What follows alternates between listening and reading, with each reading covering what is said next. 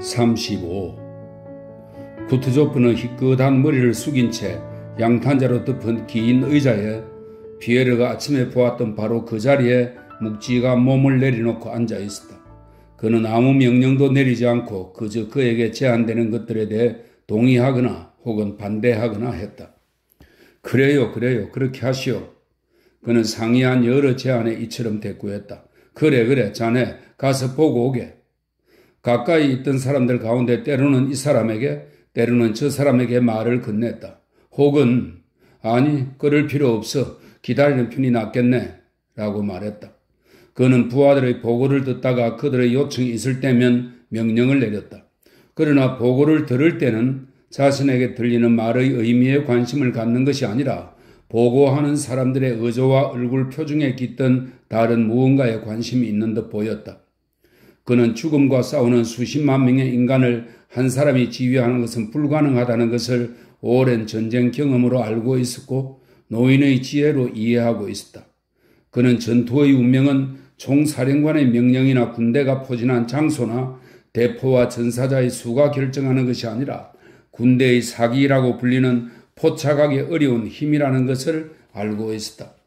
그래서 그는 이 힘을 예의 살피면서 자기의 군한 아래에 있는 한 그것을 주관하려 했다. 쿠트조프의 얼굴은 전반적으로 침착하게 주의를 집중한 긴장된 표정이었다. 그는 그러한 집중과 긴장감으로 노쇠한 몸의 피로를 가까스로 극복하고 있었다.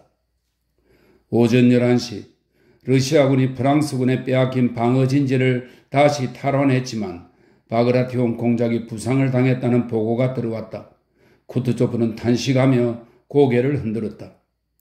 표트르 이바노비치 공작에게 가서 뭐가 어떻게 되었는지 상세히 알아보게. 그는 한 부관에게 말했다. 그러고 나서 뒤에 서 있던 뷰르텐베르크 대공을 돌아보았다. 뷰르텐베르크 대공은 독일 출생의 러시아 장군으로 파벨 1세의 황후인 마리아 페오도로브나의 형제라고 하네요. 뒤에 서 있는 뷰르텐베르크 대공을 돌아보았다. 전하께서 제2군의 지휘를 맡아주시지 않겠습니까? 대공이 출발하고 얼마 지나지 않아 그가 아직 세면옵스코에에도 도달하지 못했을 이런 때에 대공의 부관이 돌아와 대공이 지원을 요청한다고 총사령관에게 보고했다. 쿠트조프는 얼굴을 찌푸리면서 또 트로프에게 사람을 보내 제2군의 지휘를 맡으라는 명령을 전달하고 대공에게는 자기는 이런 중요한 순간에 대공이 옆에 없으면 안 된다는 말과 함께 자기가 있는 곳으로 돌아와 달라고 요청했다. 미라를 생포했다는 소식이 들어오고 참모들이 축하 인사를 건네자 쿠트조프는 활짝 웃었다. 기다려보게 제군들, 그는 말했다. 전투는 승리했네. 그러니 미라가 포로로 잡혔다고 해서 대단할 것도 없네. 어쨌든 좀 더 기다렸다가 기뻐하는 편이 좋겠어.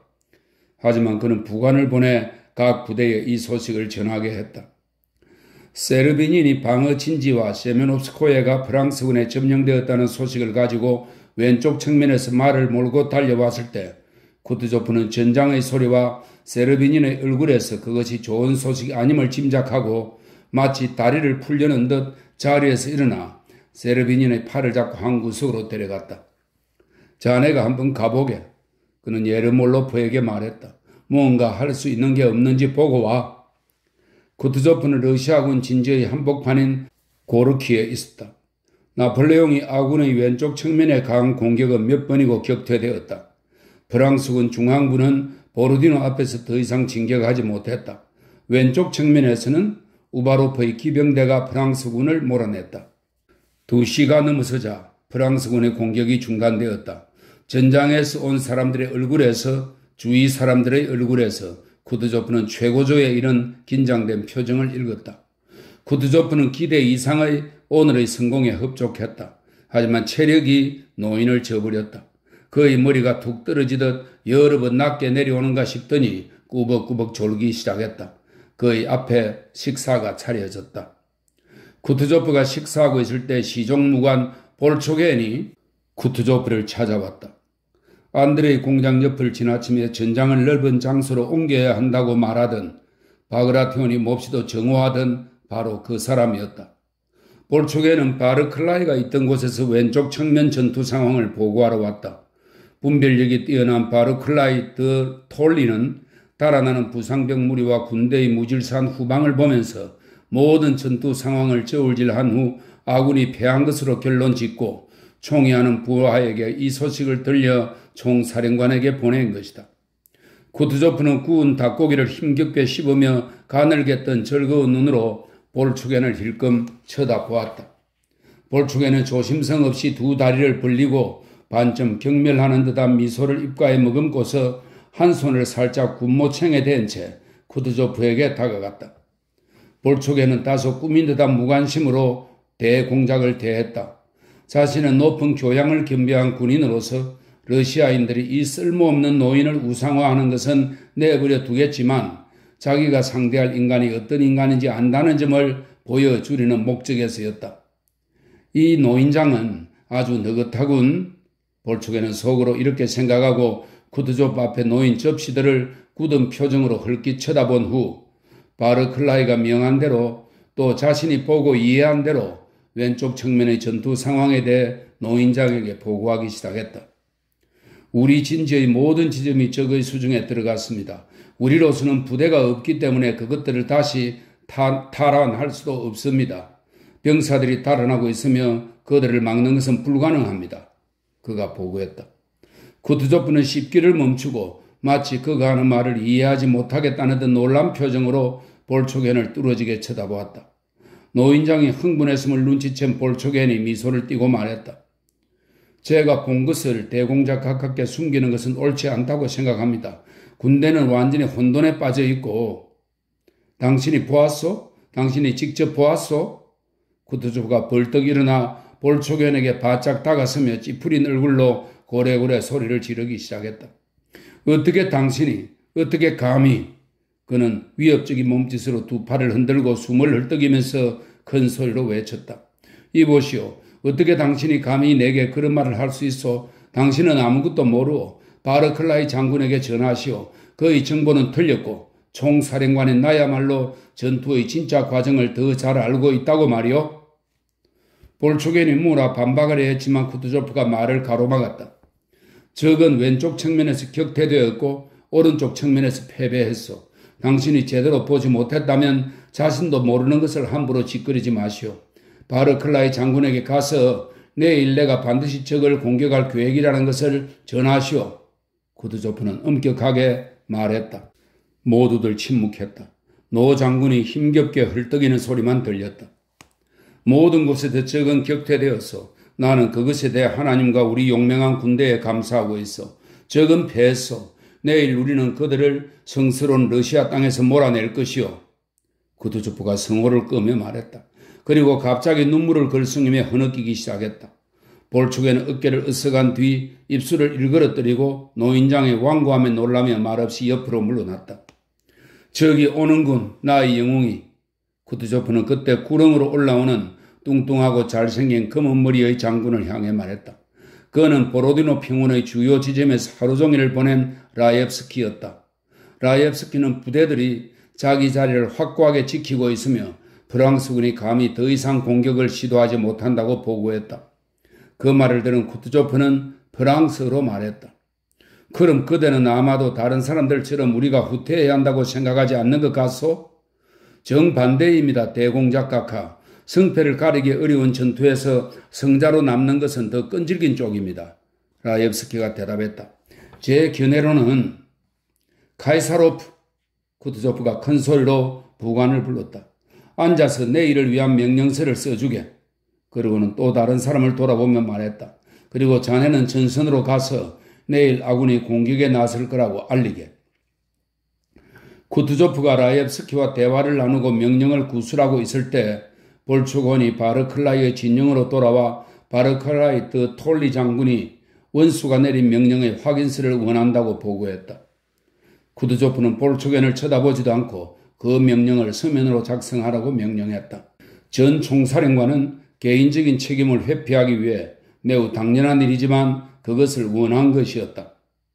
그리하여 군대의 사기라 불리고 군대의 중추신경을 구성하는 동일한 분위기를 군 전체에 유지시켜주는 모호하고 신비한 연결고리를 통해 쿠투조프의 말과 다음날의 전투에 대한 명령이 군대의 말단까지 일제히 전달되었다.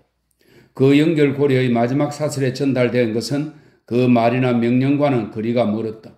심지어 군대의 말단부 여기저기에서 주고받은 이야기 속에는 쿠투조프의 말과 비슷한 것이라고는 전혀 없었다. 그러나 그 말의 뜻은 도처에 전해졌다. 쿠투조프가 말한 것은 교활한 판단에서가 아니라 총사령관의 마음에 있는 감정에서, 러시아군 한 사람 한 사람의 마음에 있는 것과 똑같은 감정에서 우러나왔기 때문이다. 다음 날 아군이 적을 공격한다는 것을 알고 또 자신들이 믿고 싶은 것에 대한 확언을 군 최고위부로부터 듣자 지치고 동요하던 사람들은 위안을 얻고 힘을 얻었다. 36. 안드레이 공작의 연대는 예비부대에 속해 있었다.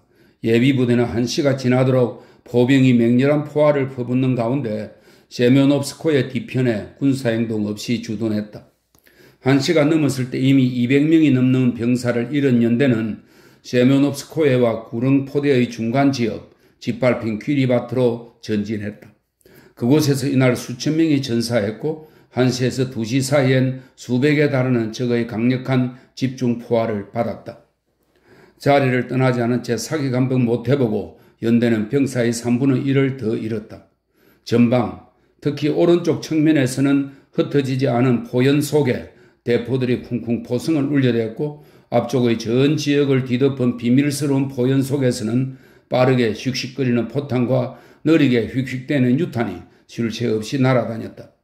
때로는 휴식이라도 주는 듯이 15분간 모든 포탄과 유탄이 머리 위로 그냥 날아가기도 했지만 때로는 1분 사이에 여러 명이 연대에서 떨어져 나가거나 전사자와 부상자들이 끊임없이 실려 나갔다. 포탄이 새롭게 떨어질 때마다 아직 죽지 않은 사람들이 생존할 가능성은 점점 줄어들었다. 연대는 300보씩 떨어져 대대별로 종대를 짓고 있었다. 그런데도 연대의 모든 사람들이 똑같은 분위기에 휩싸였다. 연대 사람들은 모두 똑같이 말이 없고 침울했다.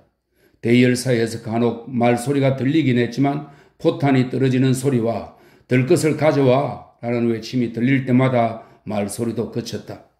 연대 사람들은 지휘관의 명령에 따라 대부분 시간 동안 땅바닥에 앉아 있었다. 누군가는 군모를 벗어 애써 주름을 펴었다가 다시 주름을 잡았다. 누군가는 마른 찰흙을 두 손바닥으로 부수어 총금을 닦았다. 누군가는 가죽 혁대를 주물러 부드럽게 하고 멜빵 걸쇠를 다시 조였다. 누군가는 각반을 애써 펴서 새로 감고는 부츠를 다시 신었다. 몇몇 사람들은 밭의 흙덩이로 조그만 집을 짓거나 그루트기의 이형으로 조그만 바구니를 엮었다. 모두들 이런 일에 완전히 빠져 있는 것 같았다. 사람들이 죽거나 부상당할 때도, 들것이 지나갈 때도, 아군이 후퇴해 돌아올 때도, 포연 사이로 적의 많은 무리가 보일 때도 누구 하나 그런 상황에 전혀 관심을 돌리지 않았다. 포병대와 기병대가 앞으로 지나가거나 아군 보병대의 움직임이 보일 때면 사방에서 격려의 말들이 들렸다. 그러나 그들의 관심을 가장 많이 끈 것은 전투와는 아무 상관없는 완전히 별개의 사건들이었다. 정신적으로 녹초가 된 이 사람들의 주인은 이런 평범하고 일상적인 사건에서 휴식을 찾는 것 같았다. 포병중대가 연대 앞을 지나갔다. 포병대의 한 탄약차에 매인 견마가 봇줄을 밟았다. 여이, 이 견마를 똑바로 펴. 안 그러면 넘어지겠어. 에이, 안 보이나? 모든 연대의 대열에서 마찬가지로 고함 소리가 들렸다. 또 다른 때는 모두의 관심이 빳빳하게 꼬리를 치켜던 자그마한 갈색 개에 쏠리기도 했다. 어디서 나타났는지 모르게 갑자기 모습을 드러낸 개는 대열 앞을 불안한 걸음으로 달리다가 가까이 떨어진 포탄에 갑자기 깨갱하고 소리를 지르더니 꼬리를 말고 옆으로 쏜살같이 달려갔다. 연대 전체에 끌끌 웃는 웃음소리와 휘파람 소리가 울렸다. 그러나 이런 종류의 기분 전환은 몇 분 동안 잠깐 이어졌을 뿐이고 사람들은 이미 8시간 넘게 아무것도 먹지 못하고 아무것도 하지 않고서 가차없는 죽음의 공포 아래 서 있었다. 찌푸린 창백한 얼굴들은 점점 더 창백해지고 찌푸러졌다. 안드레이 공작은 연대 사람들과 똑같이 창백하고 찌푸린 얼굴을 하고 뒷짐을 지고 고개를 숙인 채 귀리밭 옆 목초지에서 한 고랑에서 다른 고랑으로 계속해서 앞뒤로 거닐었다. 그가 해야 하거나 명령을 내려야 할 것은 전혀 없었다. 모든 것이 저절로 이루어지고 있었다. 전사자들은 전선 뒤편으로 끌려가고 부상자들은 들것에 실려 나가고 대열들은 촘촘하게 붙었다.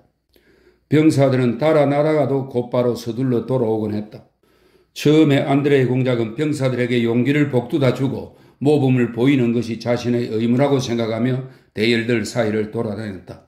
그러나 얼마 지나지 않아 자신이 그들에게 가르칠 것이 하나도 없고 가르칠 방법도 없다는 것을 확신하게 되었다. 각각의 병사들과 똑같이 그의 마음은 무의식적으로 그들 앞에 놓인 비참한 처지에 대한 생각을 피하는 데에만 온통 힘을 쏟고 있었다. 그는 발을 끌며 사락사락 소리가 나도록 풀을 밟고 부츠를 덮은 먼지를 관찰하면서 목초지를 거닐었다. 풀베는 일꾼들이 목초지에 남긴 발자국에 맞춰 걸으려고 애쓰면서 큰 보폭으로 걷기도 하고 1베르스타를 가려면 두 고랑 사이를 몇 번 왕복해야 할까 자신의 걸음을 세며 계산해 보기도 하고 고랑에 피어난 쑥꽃을 뜯어 두 손바닥으로 비비며 쌉싸하고 향기로운 진한 향을 맡기도 했다.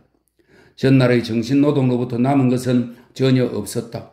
그는 아무것도 생각하지 않았다. 포탄이 휙휙 날아가는 소리와 포탄이 발사되는 소리를 구별하면서 지친 귀로 똑같은 소리에 계속 귀를 기울이고 제1대대 병사들의 낯익은 얼굴을 바라보며 마냥 대기했다. 온다. 우리 쪽으로 또 온다. 그는 연기로 뒤덮인 곳으로부터 휙휙 소리를 내면서 다가오는 무언가에 귀를 기울이며 생각했다. 한 발, 두 발, 또 한 발, 명중이다. 그는 걸음을 멈추고 서서 대열을 쳐다보았다. 아니, 넘어갔어. 하지만 저것은 명중했군. 그는 16걸음으로 고랑까지 가기 위해 보폭을 넓히려고 애쓰며 다시 걷기 시작했다. 휙, 쿵. 그에게서 5걸음 떨어진 곳에서 마른 흙을 파헤치며 포탄이 사라졌다. 무심결에 한기가 등을 타고 흘러내렸다. 그는 다시 대열을 바라보았다. 이번에도 많은 사람들이 떨어져 나갔을 것이다. 제2대대 옆에 사람들이 모였다. 부관, 그는 소리쳤다. 모여있지 말라고 지시하시오. 부관은 명령을 수행한 후 안드레이 공작에게 다가왔다. 반대편에서 대대장이 말을 타고 달려왔다. 조심해. 병사의 놀란 고함 소리가 들렸다. 작은 새가 휙 하는 소리를 내며 빠르게 날아와 땅바닥에 내려앉듯 안드레이 공작에게서 2걸음 떨어진 대대장의 말 옆에 유탄이 그다지 크지 않은 소리로 쿵 하고 떨어졌다. 말은 공포를 드러내도 되는지 따위는 묻지 않고 처음엔 부르르 하고 콧김을 내뿜었고 소령을 떨어뜨릴 듯 앞다리를 높이 쳐들더니 옆으로 비켜났다. 말의 공포가 사람들에게도 전해졌다. 엎드려! 땅바닥에 엎드려 있던 부관의 외침이 들렸다. 안드레이 공작은 망설이며 서 있었다. 유타는 그와 엎드린 부관 사이에서 밭과 목초지의 가장자리에서 무숭한 쑥덤불 옆에서 연기를 내며 팽이처럼 돌았다. 정말로 이런 게 죽음인가? 안드레이 공작은 질투 어린 완전히 새로운 시선으로 풀과 쑥을 빙글빙글 도는 조그만 검은 공에서 원을 그리며 피어나는 한 줄기 연기를 쳐다보며 생각했다. 난 죽을 수 없어. 죽고 싶지 않아. 난 삶을 사랑하고 이 풀과 흙과 대기를 사랑해. 그는 이런 생각을 했고 그와 동시에 사람들이 자기를 보고 있다는 것을 떠올렸다. 부끄럽군, 부관. 그는 부관에게 말했다. 얼마나? 하지만 그는 말을 끝맺지 못했다. 그 순간 폭발음과 함께 부서진 창틀에서 튄 듯한 파편 소리가 들리고 숨막히는 화약 냄새가 났던 것이다. 안드레이 공작은 옆으로 급히 뛰다가 한 팔을 위로 쳐든 채 엎어졌다. 몇몇 장교들이 그에게 달려갔다. 배 오른쪽에서 흘러나온 피가 풀 위에 커다란 얼룩을 그리며 넓게 퍼져나갔다. 부름을 받고 민병들이 들것을 든 채 장교들 뒤에 멈춰 섰다. 안드레이 공작은 얼굴을 풀에 묶고 가슴 쪽으로 엎드린 채 힘겹게 헉헉거리며 숨을 쉬었다. 뭐하고 서 있어? 이쪽으로 오라니까? 농부들이 다가와 그의 어깨와 발을 붙잡았다. 하지만 그가 애처로운 신음소리를 내자 서로 눈짓을 주고받으며 다시 그를 내려놓았다. 번쩍 들어서 들것에 눕혀 어떻게 하든 똑같아. 누군가의 외치는 목소리가 들렸다. 사람들이 다시 한번 그의 어깨를 붙잡아 들것에 눕혔다. 아, 하나님, 하나님, 이게 뭐야? 배가 이렇게 되면 끝이잖아? 아, 하나님. 장교들 사이에서 몇몇 목소리가 들렸다. 귀 옆으로 머리카락 한 올만큼 떨어져 휙 지나갔어. 부관이 말했다. 농부들은 들것을 어깨에 메고 자신들이 지나온 오솔길을 따라 야전 응급치료소로 서둘러 움직이기 시작했다. 발 맞춰 가, 어이, 촌놈들! 한 장교가 발을 맞추지 않아 들것을 흔들리게 만드는 농부들의 어깨를 붙잡아 세우며 버럭 소리를 질렀다. 박자를 맞추라니까, 어이, 허베도러. 맨 앞의 농부가 말했다. 그래, 잘했어. 뒤쪽의 농부가 발을 맞추며 기쁘게 말했다. 각하, 공장님? 달려온 티모인이 들것을 힐끔 쳐다보다가 떨리는 목소리로 말했다. 안드레이 공장은 힘겹게 눈을 뜨고 그의 머리가 그 속에 깊이 파묻혀 있던 들것 안에서 방금 말한 사람들을 쳐다보고는 다시 눈을 감았다. 민병들은 안드레이 공장을 군대의 짐을 운반하는 치중차들과 야간 응급치료소가 있는 숲으로 데려갔다. 야간 응급치료소는 자작나무 숲 가장자리에 포장을 끄던 천막 3개로 이루어져 있었다. 자작나무 숲에는 치중차들과 말들이 있었다. 말들은 꼴망패에 든 귀리를 먹고 참새들은 그 곁으로 날아와 땅바닥에 흩어진 알곡을 쪼았다. 피냄새를 맡은 까마귀들이 초조하게 까악까악 울면서 자작나무 숲 위를 날아다녔다. 이 데샤티나가 넘는 면적을 차지한 천막 주위에 다양한 옷차림의 사람들이 피투성이가 된 채 눕거나 앉거나 서 있었다. 부상병들 주위에는 들것을 운반하는 병사들이 우울하고 주의 깊은 얼굴로 무리지어 서 있었다. 그곳의 질서를 책임진 장교들이 그들을 쫓아내려 했지만 아무 소용이 없었다. 병사들은 장교들의 말을 듣지도 않고 들것에 기댄 채 마치 이 광경의 난해한 의미를 이해하려고 애쓰는 것처럼 그들의 눈앞에서 벌어지는 광경을 뚫어지게 바라보았다. 천막에서 때로는 환한 커다란 울부짖는 소리가, 때로는 애처로운 신음소리가 들렸다. 이따금 그곳에서 위생병들이 물을 가지러 뛰어나왔다가 천막 안으로 들어야 할 사람들을 가리키곤 했다. 부상병들은 천막 옆에서 자기 차례를 기다리며 숨을 쌕쌕거리고 신음하고 울부짖고 소리 지르고 욕설을 퍼붓고 보드카를 요구했다. 몇몇 사람들은 헛소리를 했다. 안드레이 공작이 연대장인 만큼 민병들은 아직 붕대도 감지 못한 부상병들을 통과해서 그를 한 천막 옆에 운반해 놓고는 명령을 기다리며 서 있었다. 안드레이 공작은 눈을 떴지만 그 주위에서 벌어지고 있는 일을 오랫동안 깨닫지 못했다. 목초지, 쑥, 고랑, 빙글빙글 도는 조그만 검은 공, 열정적으로 솟구치던 삶에 대한 애정이 뇌리를 스쳤다. 그로부터 2발짝 떨어진 곳에서 머리에 붕대를 감은 훤칠하게 잘생긴 검은 머리의 부사관이 기다란 나뭇가지를 짚고 서서 큰 소리로 떠들며 주위에 관심을 모으고 있었다. 그는 머리와 한쪽 다리에 총상을 입었다.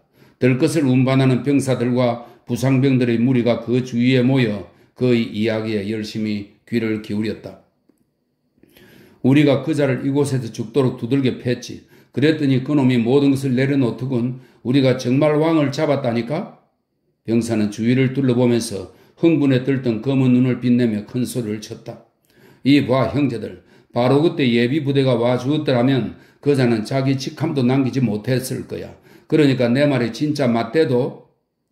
안드레이 공작은 이야기꾼을 둘러싼 다른 이들처럼 빛나는 눈으로 그를 쳐다보며 왠지 위안을 얻는 느낌을 받았다. 그렇지만 사실 이제는 어떻게 되든 상관없지 않은가 그는 생각했다. 저기서 무슨 일이 일어날까? 그리고 또 이곳에서는 무슨 일이 있었던 걸까? 왜 나는 삶과의 작별을 이토록 안타까워하는 걸까? 이 세상에는 내가 이해하지 못했고 또 지금도 이해하지 못하는 무언가가 있어. 37. 의사들 가운데 한 명이 피투성이가 된 수술복을 걸치고 조그만 두 손을 온통 피로 적신 채 천막 밖으로 나왔다. 한 손에 새끼손가락과 엄지손가락으로 시가를 잡고 있었다. 시가를 더럽히지 않기 위해서였다. 그 의사는 고개를 들어 양옆을 둘러보다가 부상자들의 머리 위쪽을 쳐다보았다. 잠시 휴식을 취하고 싶은 것이 분명했다. 그는 몇 분 동안 고개를 좌우로 돌려 움직이고 나서 한숨을 쉬고 눈길을 내렸다. 지금 하지. 그는 안드레이 공작을 가리키는 위생병의 말에 이렇게 대꾸하며 그를 천막 안으로 옮기라고 지시했다. 대기하고 있던 부상병들 무리에서 불평이 일었다. 아마 저 세상에서도 귀족 나리들만은 살 수 있겠군. 한 명이 짓거렸다. 안드레이 공작은 안으로 옮겨졌고 방금 위생병이 무언가를 씻어낸 빈 탁자 위에 눕혀졌다. 안드레이 공작은 천막 안에 무엇이 있는지 제대로 구분할 수 없었다. 사방에서 들려오는 애처로운 신음소리와 넓적다리와 배와 등의 괴로운 통증이 주위를 흩뜨렸다. 그가 주위에서 본 모든 것들이 맨살을 드러낸 피범벅의 몸덩어리라는 하나의 공통된 인상으로 합해졌다. 몇 주 전 8월의 그 무더운 날에 스몰렌스크 도로가의 더러운 연못을 가득 채웠던 것처럼 그 몸덩어리가 나지막한 천막을 가득 채우고 있는 것 같았다. 그랬다. 바로 그 몸덩어리, 바로 그 육탄이었다. 그 모습은 이미 그때에도 지금을 예언하기라도 하듯 그의 마음속에 공포를 불러 일으켰었다. 천막에는 탁자 3개가 있었다. 2개는 이미 다른 사람들이 차지하고 있어 안드레 공작은 3번째 탁자에 눕혀졌다.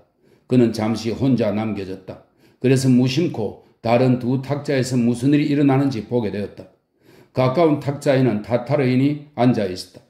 옆에 팽개쳐진 군복으로 보아 카자크인 같았다. 병사 4명이 그를 붙들었다. 안경을 쓴 의사가 근육이 발달한 그의 갈색 등에서 무언가를 도려내고 있었다. 우우우. 타타르인은 돼지가 꿀꿀대는 듯한 소리를 냈다.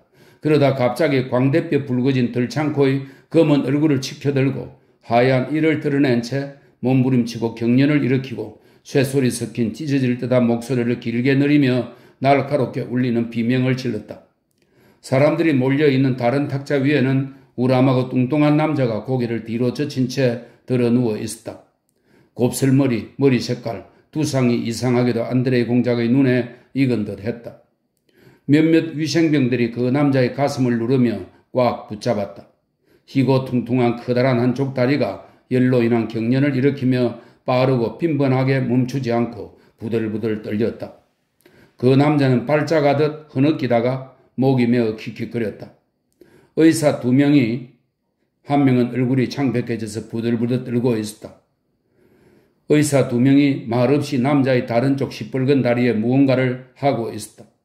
타타르인의 처치를 마친 안경쓴 의사가 손을 닦으며 안드레이 공작에게 다가왔다.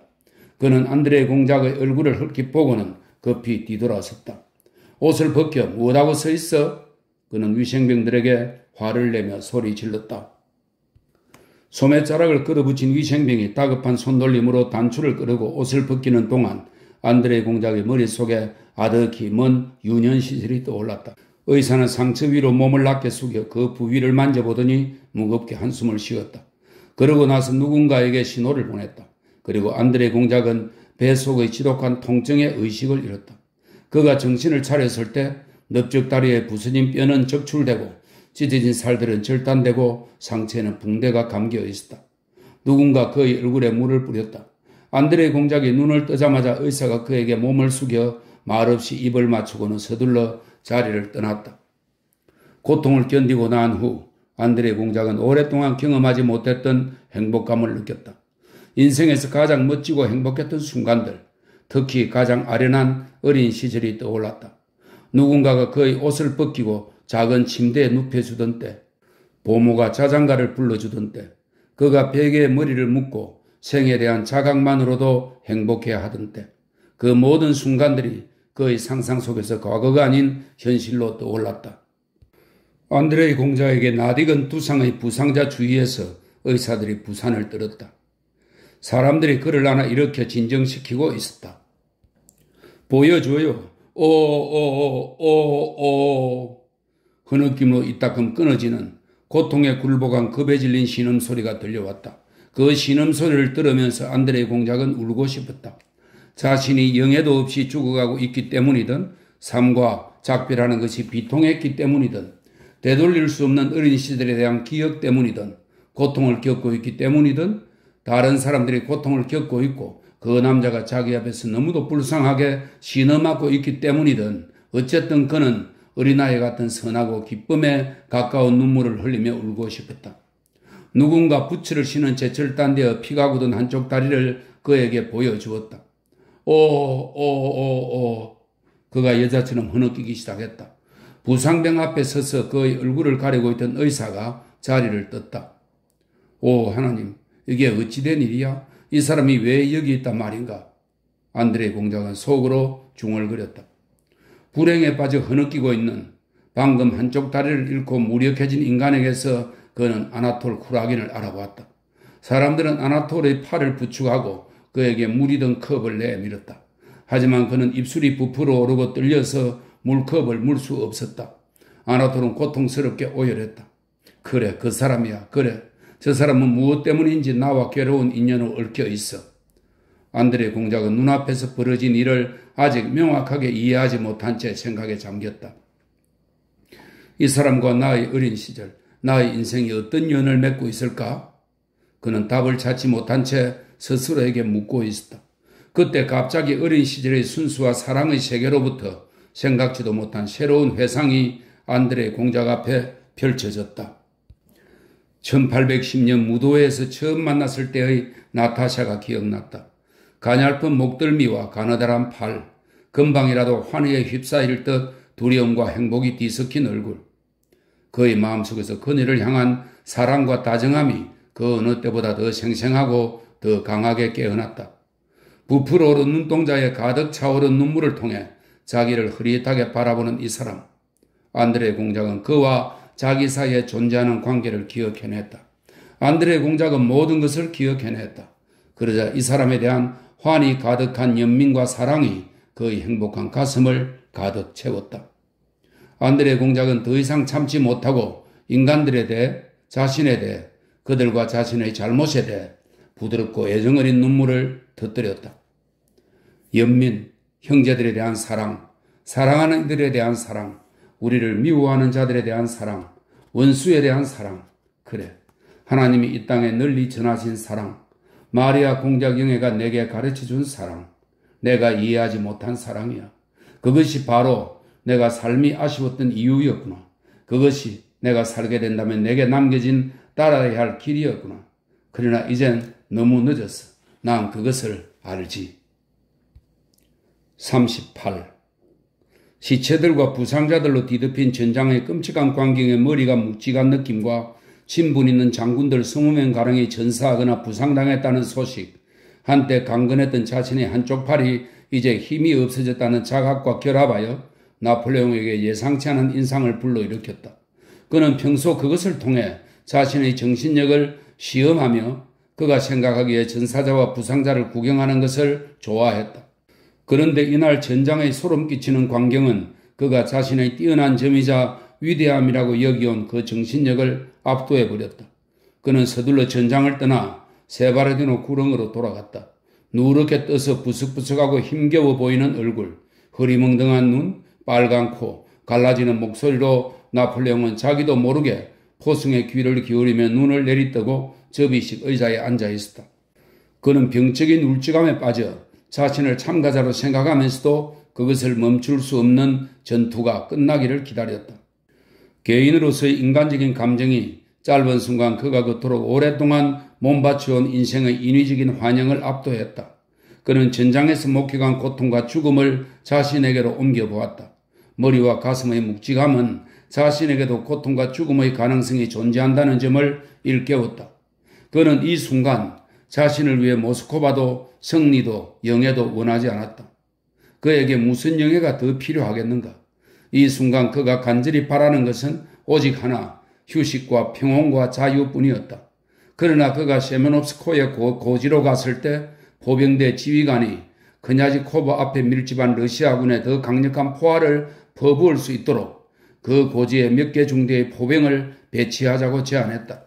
나폴레옹은 이에 동의하고 포병 중대들이 어떤 효과를 미쳤는지 보고하도록 명령했다.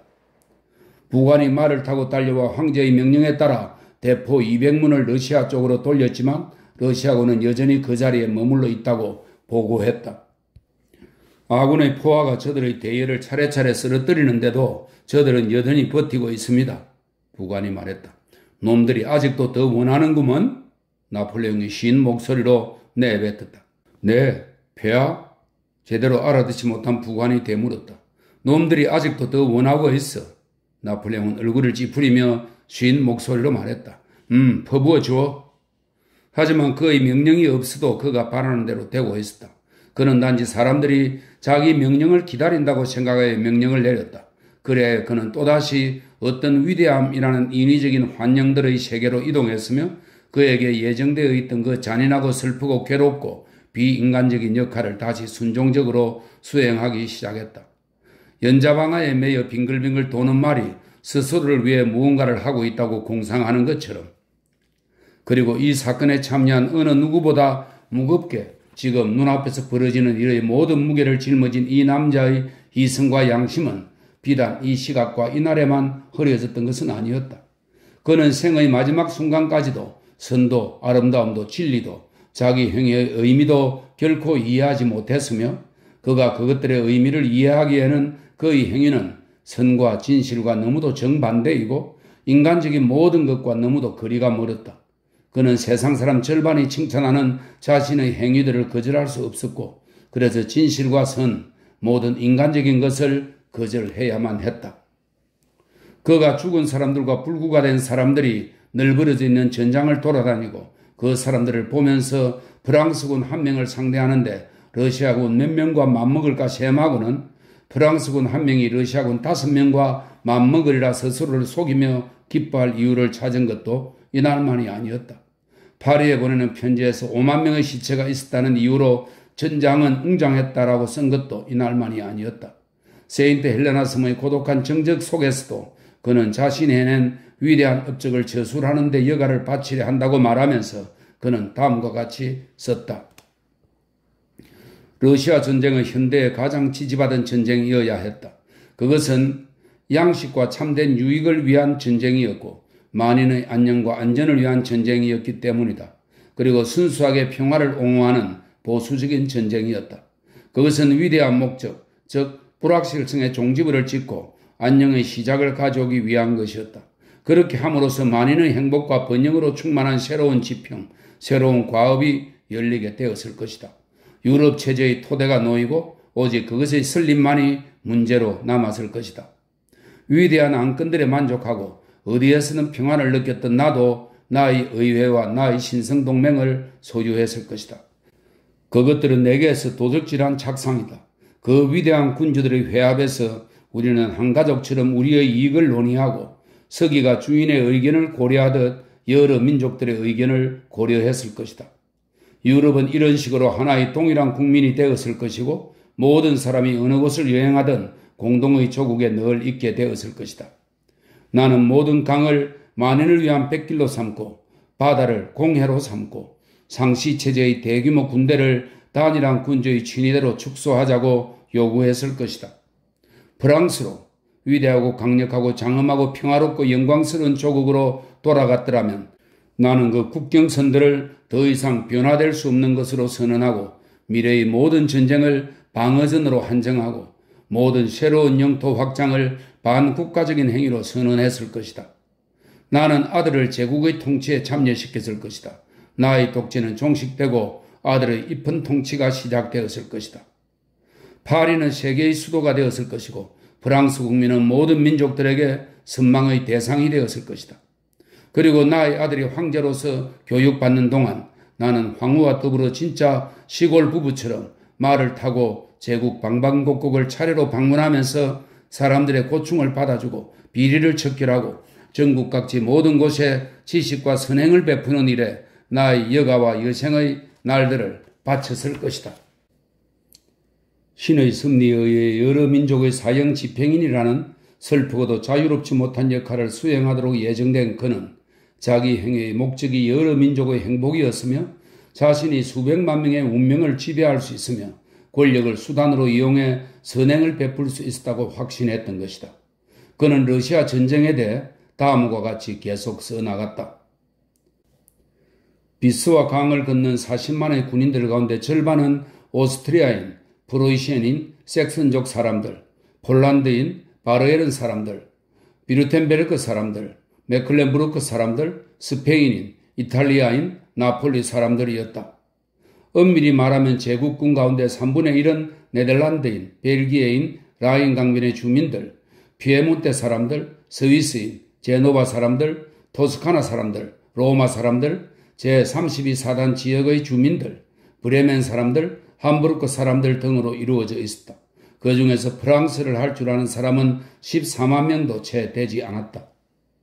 사실 프랑스는 러시아 원정으로 5만 명이 안 되는 병력을 희생했다. 러시아군은 빌라에서 모스크바로 퇴각하는 과정의 여러 전투에서 프랑스군보다 4배나 많은 병력을 잃었다. 모스크바의 화재로 인해 러시아인 10만 명이 숲에 머물면서 추위와 굶주림으로 목숨을 잃었다. 마지막으로 모스크바에서 오데르 강으로 이동하는 동안 러시아군은 그 해의 음동설안으로 어려움을 겪었다. 빌라에 도착했을 때 러시아군은 5만 명에 불과했고 칼리시에서는 1만 8천 명도 되지 않았다. 그는 자신의 의지에 따라 러시아와의 전쟁이 발생했다고 스스로 공상했다. 그래서 벌어진 참상은 그의 마음을 그다지 놀라게 하지는 않았다. 그는 과감하게 이 사건의 모든 책임을 스스로 짊어졌다. 그리고 그의 흐릿해진 이성은 전사자들 수십만 명 가운데 프랑스인이 헤센 사람들과 바이에른 사람보다 적었다는 점에서 자신의 정당성을 찾았다. 제3권 제2부 마지막 글입니다. 39.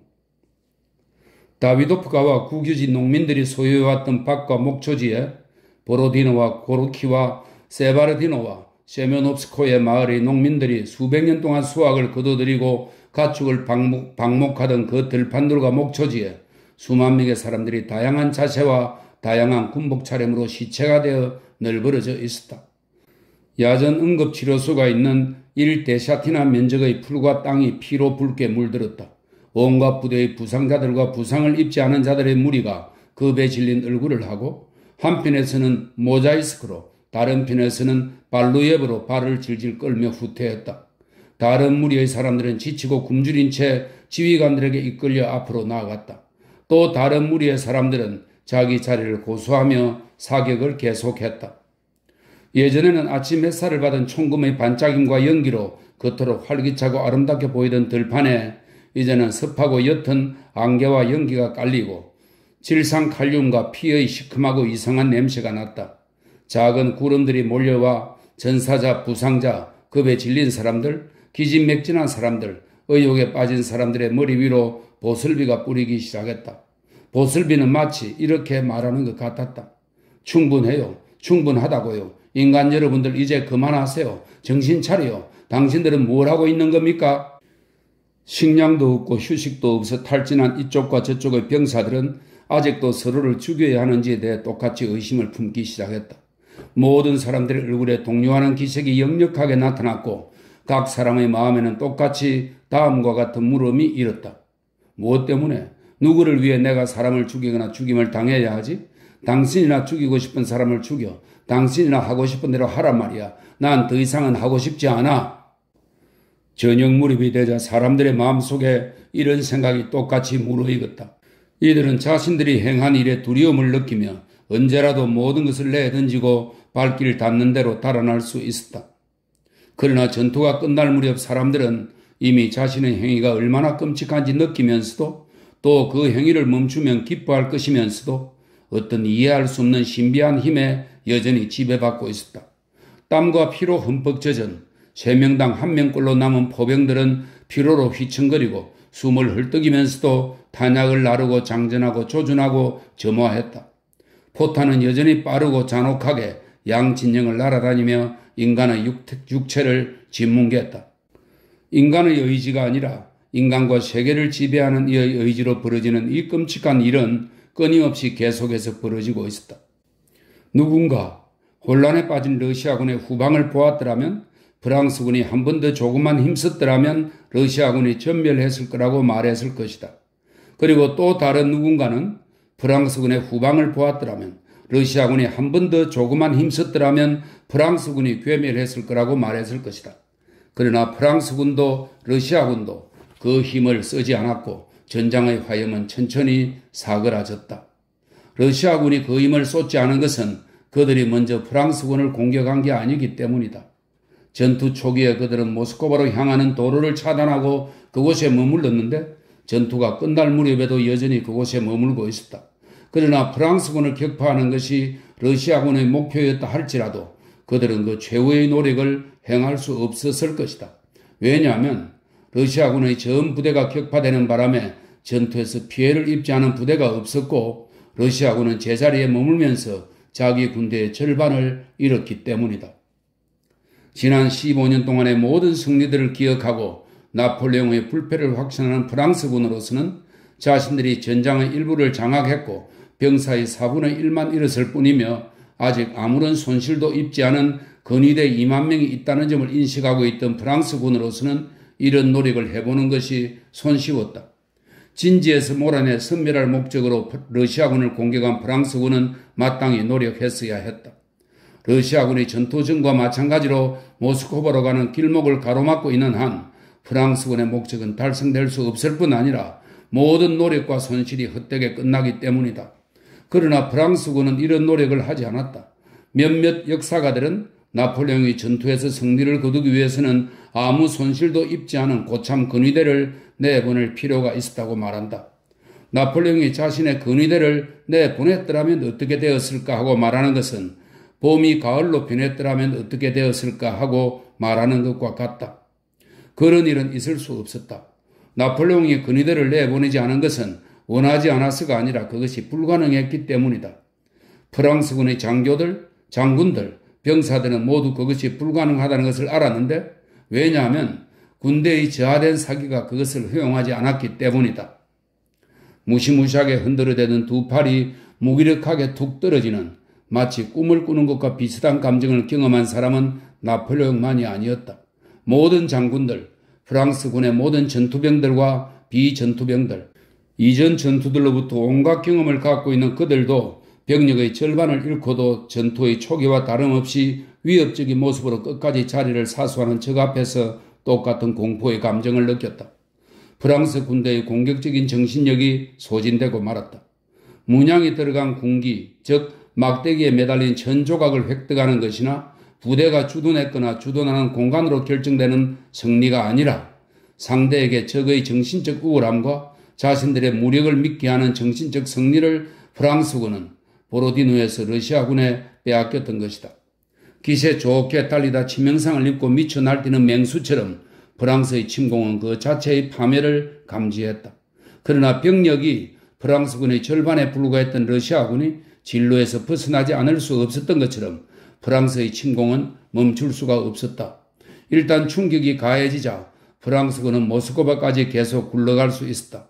그러나 그곳에서 그들은 러시아군의 새로운 노력이 없었지만 보로디노에서 입은 치명상으로 피를 흘리며 파멸할 수밖에 없었다. 나폴레옹의 이유 없는 모스크바로부터의 탈주, 구 스몰렌스크 가도를 통한 회귀, 50만 침략군의 파멸, 나폴레옹의 멸망은 보로디노 전투의 직접적인 결과였다. 나폴레옹의 프랑스는 보로디노에서 처음으로 자신들보다 정신적으로 더 강한 적의 팔에 압도되었던 것이다.